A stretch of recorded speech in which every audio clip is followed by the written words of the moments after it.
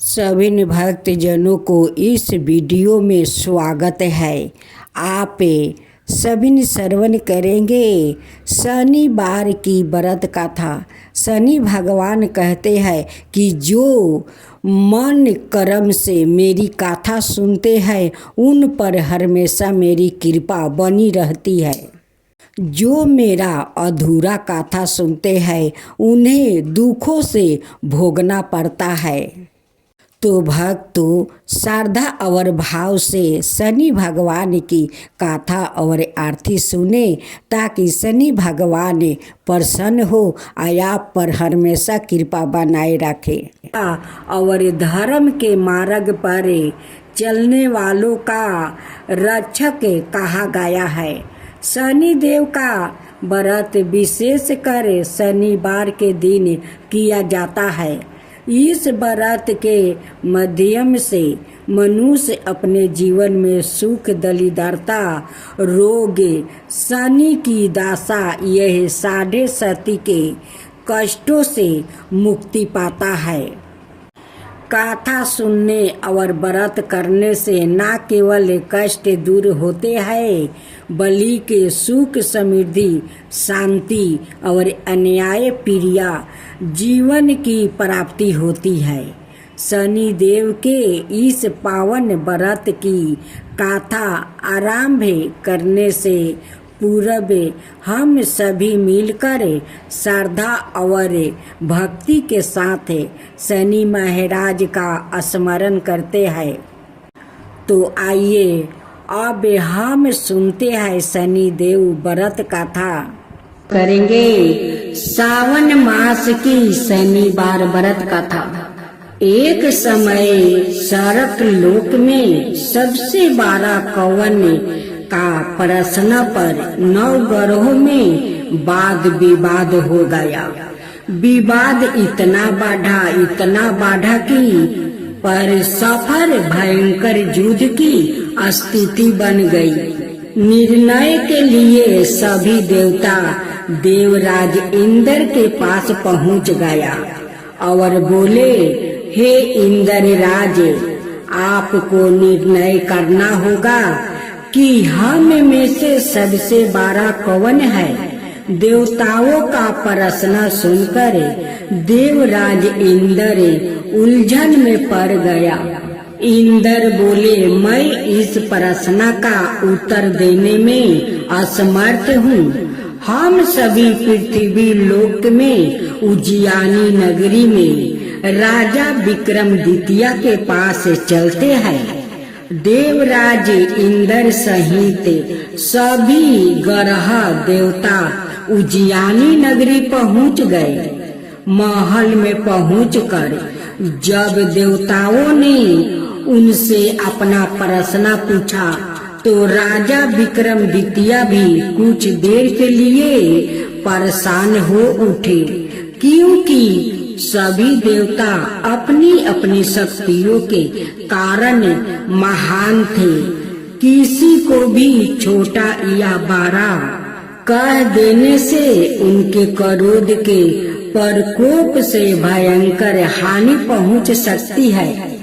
अचानक राजा विक्रमादित्य को एक उपाय सूझा और उन्होंने विभिन्न धातुओं, स्वर्ण, रजत, चांदी, कांसा, तांबा, सीसा, रंगा, जस्ता, अभ्रक और लोहे के 9 आसन बनवाया। धातुओं के गुणों के अनुसार सभी आसनों को एक दूसरे के पीछे रखवा कर उन्होंने देवताओं को अपने अपने सिंहासन पर बैठने को कहा। देवताओं के बैठने के बाद राजा विक्रमादित्य ने कहा, आपका निर्णय तो सवाए हो गया। जो सबसे पहले सिंहासन पर विराजमान है वही सबसे बड़ा है। राजा विक्रमादित्य के निर्णय को सुनकर शनि देवता ने सबसे पीछे आसन पर बैठने के कारण अपने को छोटा जानकर क्रोधित होकर कहा, राजा विक्रमादित्य, तूने मुझे सबसे पीछे बैठा कर मेरा अपमान किया है। तुम मेरी शक्तियों से पराजित नहीं हो, मैं तुम्हारा सर्वनाश कर दूंगा। शनि ने कहा, सूर्य एक राशि पर 1 महीने रहते हैं, चंद्रमा 2.25 दिन, मंगल 1.5 महीने, बुध और शुक्र 1 महीने रहते हैं, बृहस्पति 13 महीने रहते हैं। लेकिन मैं किसी राशि पर 7.5 बरस 7.5 तक रहता हूँ। बड़े बड़े देवताओं को मैंने अपने प्रकोप से पीड़ित किया है। राम को 7.5 के कारण ही वन में जाकर रहना पड़ा और रावण को 7.5 के कारण ही युद्ध में मृत्यु का शिकार बनना पड़ा। राजा, अब तू भी मेरे प्रकोप से नहीं बच सकेगा।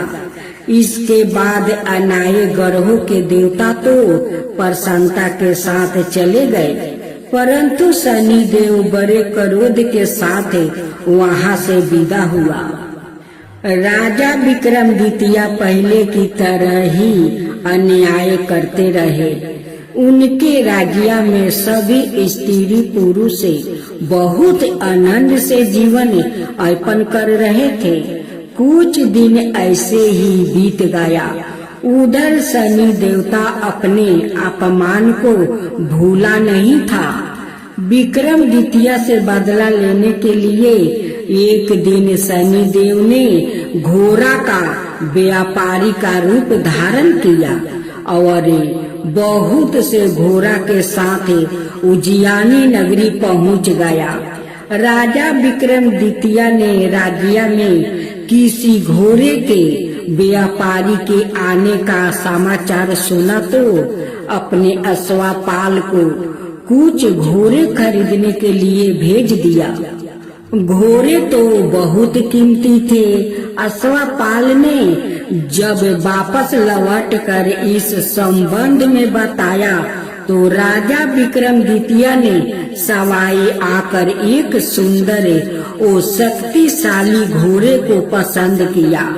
घोड़े की चाल देखने के लिए राजा उस घोड़े पर सवार हुआ तो वो घोड़ा बिजली की गति से दौड़ पड़ा।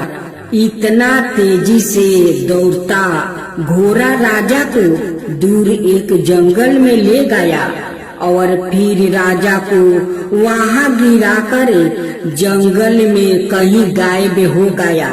राजा अपने नगर को लौटने के लिए जंगल में भटकने लगा, लेकिन उन्हें लौटने का कोई रास्ता नहीं मिला। राजा को भूख प्यास लगे आई थी। बहुत घूमने पर उसे एक चरवाह मिला। राजा ने उसे पानी मांगा। पानी पीकर राजा ने उस चरवाह को अपनी अंगूठी दे दिया।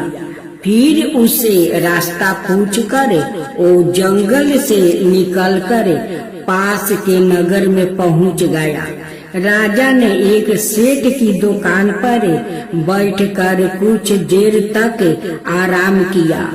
उस सेठ ने राजा से बातचीत की तो राजा ने उसे बताया कि मैं उज्जैनी नगरी से आया हूँ। राजा के कुछ देर दुकान पर बैठने से सेठ जी की बहुत बिक्री हुई। सेठ ने राजा को बहुत भगवान समझा और खुश होकर उसे अपने घर भोजन के लिए ले गया। सेठ के घर में सोने का एक हार खूंटी पर वो लटका हुआ था। राजा को उस कमरे में छोड़कर सेठ कुछ देर के लिए वो बाहर चला गया। तभी एक आश्चर्यजनक घटना घटी। राजा के देखते देखते सोने के उस हार को खूंटी ने निगल गया। सेठ ने कमरे में लौट कर आया तो हार को गायब देखा तो चोरी का संदेह राजा पर ही किया, क्योंकि उस कमरे में राजा ही अकेला बैठा था। सेठ ने अपने नौकरों से कहा कि इस परदेसी को रस्सियों से बांधकर नगर के राजा के पास ले चलो। राजा ने विक्रमादित्य से हार के बारे में पूछा तो उसने बताया कि उसके देखते ही देखते खूंटी ने हार को निगल लिया था। इस पर राजा ने क्रोधित होकर चोरी करने के अपराध में विक्रमादित्य के हाथ पांव कटवाने का आदेश दे दिया। राजा विक्रमादित्य के हाथ पांव कटवा कर उसे नगर की सड़क पर छुड़वा दिया गया। कुछ दिन बाद एक तेली उसे उठाकर अपने घर ले गया और उसे अपने केलू पर बैठा दिया। राजा आवाज देकर बैलों को हाँकता रहा। इस तरह तेली का बैल चलता रहा और राजा को भोजन मिलता रहा। शनि के प्रकोप की 7.5 पूरी होने पर बरस ऋतु आरंभ हुआ। राजा विक्रमादित्य एक रात मेघ मल्हार उगा रहा था कि तभी नगर के राजा की लड़की राजकुमारी मोहिनी रथ पर सवार होकर उस तेली के घर के पास से वो गुजर रही थी। उसने मेघ मल्हार सुना तो उसे बहुत अच्छा लगा और दासी को भेजकर गाने वाले को बुला लाने को कही। दासी ने लौट कर राजकुमारी को अपंग राजा के बारे में सब कुछ बता दिया। राजकुमारी उसके मेघ मल्हार से बहुत मोहित हुई थी। अतः उसने सब कुछ जानकर भी अपंग राजा से विवाह करने का निश्चय कर लिया। राजकुमारी ने अपने माता पिता से जब यह बात कही तो वो हैरान रह गई। रानी ने मोहिनी को बहुत समझाई। बेटी, तेरी भाग्य में तो किसी राजा की रानी होना लिखी है। फिर तू बेटी उस अपंग से विवाह करके अपने पांव पर कुल्हाड़ी क्यों मार रही हो? राजकुमारी ने अपनी जिद नहीं छोड़ी। अपनी जिद पूरी करने के लिए उसने भोजन करना छोड़ दिया और प्राण त्याग देने का निश्चय कर लिया। आखिर राजा रानी को बेबस होकर अपंग के विक्रमादित्य से राजकुमारी का विवाह करना पड़ा। विवाह के बाद राजा विक्रमादित्य और राजकुमारी तेली के घर में जाकर रहने लगी। उसी रात सपने में शनि देव ने राजा से कहा, राजा, तुमने मेरा प्रकोप को देख लिया है। मैंने तुम्हें अपने अपमान का दंड दे दिया है।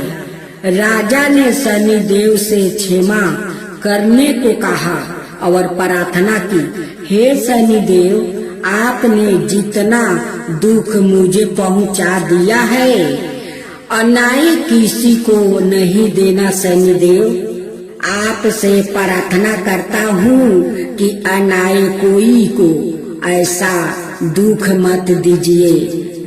शनि देव ने कुछ सोचकर कहा, राजा, मैं तुम्हारी प्रार्थना स्वीकार करता हूँ। जो कोई स्त्री पुरुष मेरी पूजा करेगा, शनिवार को व्रत करके मेरी व्रत कथा सुनेगा, उस पर मेरी अनुकंपा बनी रहेगी। प्रातः काल राजा विक्रमादित्य की नींद खुली तो अपने हाथ पांव देखकर राजा को बहुत खुशी हुआ। उसने मन ही मन शनि देव को प्रणाम किया। राजकुमारी भी राजा के हाथ पांव सही सलामत देखकर आश्चर्य में डूब गई। तब राजा विक्रमादित्य ने अपना परिचय देते हुए शनि देव के प्रकोप की सारी कहानी कहकर सुनाई। सेठ को जब इस बात का पता चला तो दौड़ता हुआ तेली के घर पहुंच गया और राजा के चरणों में गिरकर वो क्षमा मांगने लगा। राजा ने उसे क्षमा कर दिया क्योंकि यह सब तो शनि देव की प्रकोप के कारण हुआ था। सेठ राजा को अपने घर ले गया और उसे भोजन करवाया। भोजन करते समय वहाँ एक आश्चर्य घटना घटी। सबके देखते देखते उस खूंटी ने हार उगील दिया। सेठ जी ने अपनी बेटी का विवाह भी राजा के साथ कर दिया और बहुत से स्वर्ण आभूषण धन आदि देकर राजा को विदा किया। राजा विक्रमादित्य राजकुमारी मोहिनी और सेठ की बेटी के साथ उज्जैनी पहुंचा तो नगर वासियों ने हर्ष से उनका स्वागत किया। अगले दिन राजा विक्रमादित्य ने पूरे राज्य में घोषणा करवा दिया कि शनि देव सबसे देवों में सर्वश्रेष्ठ है। प्रत्येक स्त्री पुरुष शनिवार को उनका व्रत करे और व्रत कथा अवश्य सुने। राजा विक्रमादित्य की घोषणा से शनि देव बहुत प्रसन्न हुआ। शनिवार का व्रत करने और व्रत कथा सुनने के कारण सभी लोग की मनोकामना शनि देव की अनुकंपा से पूरी होने लगी। सभी लोग आनंद पूर्वक रहने लगा।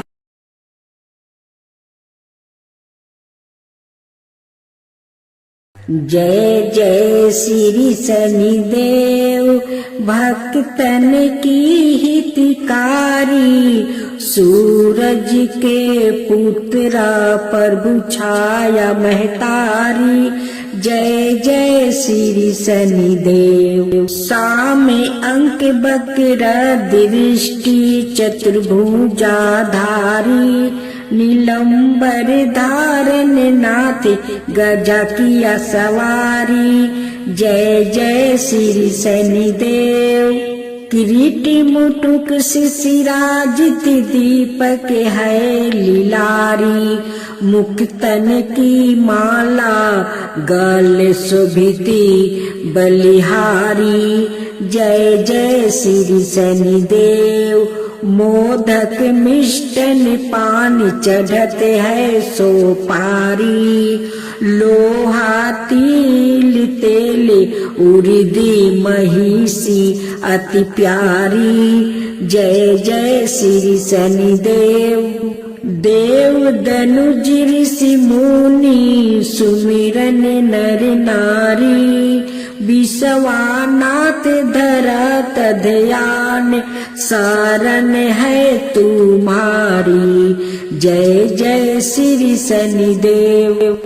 जा पर कृपित हो तुम स्वामी, घोर कष्ट ओ पावे, धन विभाव और माने कीर्ति सब पल भर में मिट जावे। राजा नल को लगी शनि दासा, राज पाट हर लेबे। जय शनिदेव जय शनिदेव, जय जय जय शनिदेव। जा पर प्रभु होवे तुम स्वामी, सकल सिद्ध ओ पावे तुम्हारी। कृपा रहे तो उसको जग में कवन सतावे, तांबा तेल और तिल से जो करे भक्तन सेवा। जय जय शनिदेव, जय जय शनिदेव, जय जय शनिदेव। हर शनिवार तुम्हारी जय जयकार जगत में होबे। कलयुग में शनिदेव महाचत में दुख दलिदरता धोबे। करूं आरती भक्ति भाव से भेंट चढ़ावे मेवा। जय शनिदेव जय शनिदेव जय जय जय शनिदेव। चार भुजा ताही साजे गादा हस्त प्यारी। जय शनिदेव जी रवि नंदन गज बंदन यम। अंग्रेज देवा कष्ट नासो नर पाते करते तब सेवा। जय शनिदेव जी जय शनिदेव जी तेज अपार तुम्हारा स्वामी सहा नहीं जावे। तुमसे बेमुख जगत में सुखी नहीं पावे। जय शनिदेव जी नमो नमो रवि नंदन। सब ग्रहो सिर ताजा बंसीधर यश गावे। रखियो प्रभु लाज हमारा। जय जय शनिदेव जी जय जय शनिदेव। हे भक्तजनों, इस प्रकार शनिदेव व्रत गाथा का श्रवण करने से समस्त दुख दरिद्रता का नाश होता है और जीवन में सुख शांति समृद्धि और धर्म की प्राप्ति होती है। जो श्रद्धा भक्ति से गाथा को सुनता है और व्रत का पालन करता है उस पर सदाए शनि महाराज की कृपा बनी रहती है। इसी मंगल भावना के साथ यह पावन गाथा यही पूर्ण होती है। जय जय शनिदेव महाराज की जय। हे शनि भगवान, अब आपकी गाथा यहाँ पर समाप्त करती हूँ। आप अपना भक्तों पर हमेशा कृपा बनाए रखिएगा।